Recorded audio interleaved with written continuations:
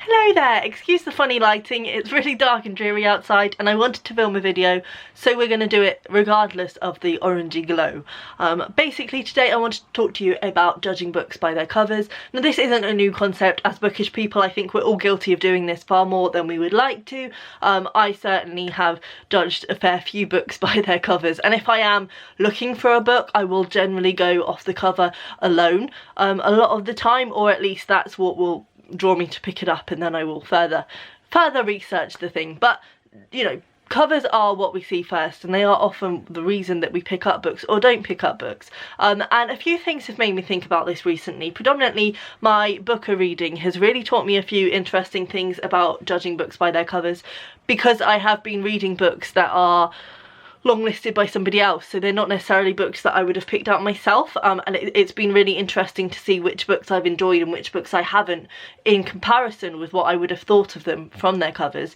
More on that later. But also, a company called How Novel recently contacted me to see if I would like to be sent a book. I said yes please. They are a mystery book company, but they're really interesting in that, as well as having the mystery books that you can just buy outright, they do gift cards, they do gift sets, which is what I ended up getting, which is a bookmark, a book, a mystery book, and a handwritten note. And they also do a subscription where you can get a book every month, and you also, with that, which I think is really wonderful, you get a little pen pal from the company, and you are able to then talk to them about the book, because who doesn't like talking about books?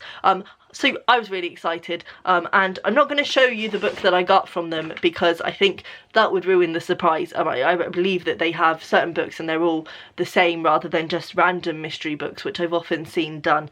So the book that I picked, the paper on it, I haven't got it here to show you because I've opened it because I'm impatient and because I didn't want to open it and ruin it for you guys.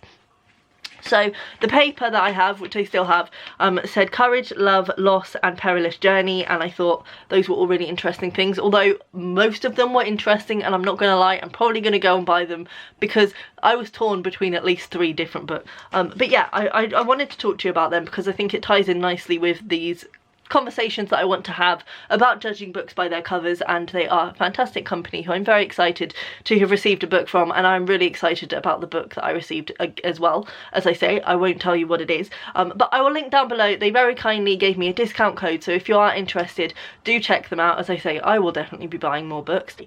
This also ties in with what I've been feeling about my booker journey, as it's not often that I will read a book that I'm just picking up for the sake of it. This is probably the first time that I've read books that perhaps I wouldn't have naturally gravitated towards, because I think, you know, why would I pick up a book that doesn't appeal to me?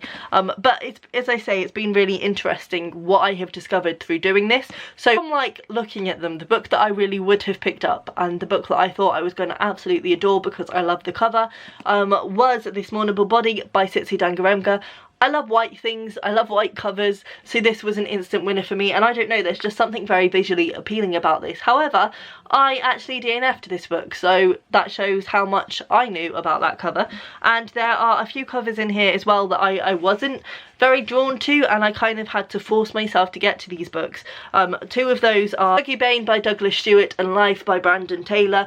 Both of these have people on the covers. Now, I would never normally pick up a book with people on the covers. This is something I've discovered about myself during this booker journey, among other things. And yeah, I kind of enjoyed both of these. Not so much real life, but I did enjoy it more than I would have thought I would from the cover.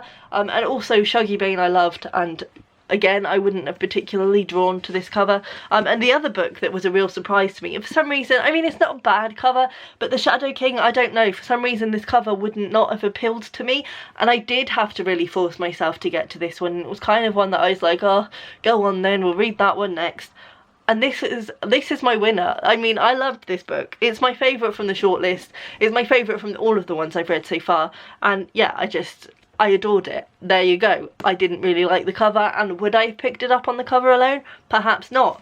So it's really interesting, and I wanted to talk today really because, as I say, this isn't a new conversation, but I wanted to talk about the pros and cons perhaps of judging books by their covers, because I think there are pros in some situations, you know, covers are there for a reason. They're there to sell the book, and publishers use covers to appeal to the people that they think that that book will appeal to. Also, covers can be useful because it helps you to pick out books that perhaps you're more likely to enjoy. And of course, the third pro, and probably the main one, let's be frank, is the fact that nice covers look good on your shelves. We all like our books to look pretty. However, I think the cons ultimately far outweigh the pros, because when you get down to it, so often publishers don't quite hit the mark with their marketing and their cover designs, and you know, that's not always the case. A lot of the time they are spot on, but there have been so many times when I've picked up a book or avoided a book because I have thought that it's been marketed in a certain way, and it's not until I hear someone else talk about it or hear someone else review it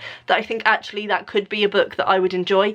Certainly I think female authors get this a lot, and you know, it's just another of the things that female authors have to deal with, but I think publishers mistakenly sometimes try and market female authors to a really female audience. That's a generalization, of course, and there is exceptions to every rule, but I think as a publisher, probably they believe that marketing perhaps a female author specifically for a female audience will help it to sell. But that means that a lot of the time books are sometimes marketed as chick lit or, you know, romance or whatever, when they're not necessarily that. And I think that's something that is a real shame. It's something that again needs improvement, but there are a lot of things from a female writer perspective that need improvement in the publishing industry. But yeah, so again, it's not always a good thing to judge a book by its cover for that reason, because you could miss out on gems just because they've been mismarketed. And also I think sometimes it's good to step outside your comfort zone, and I think when we are constantly honing in on cover designs and cover styles that we know we like, we tend to fall into the same kind of books, the same kind of themes. Sometimes picking up a book that is not perhaps a cover that you would naturally go towards could lead you towards a whole new genre that you didn't know you would enjoy. So there you have it. I think ultimately judging books by their covers all the time isn't a good thing, though it has its plus points. Please let me know what you think about this, and as I say, do check out How Novel's website down below and use that discount code, because they are a company that I would really love to support, and I would love to see you guys enjoying them as well. And yes, I will see you next time. Bye!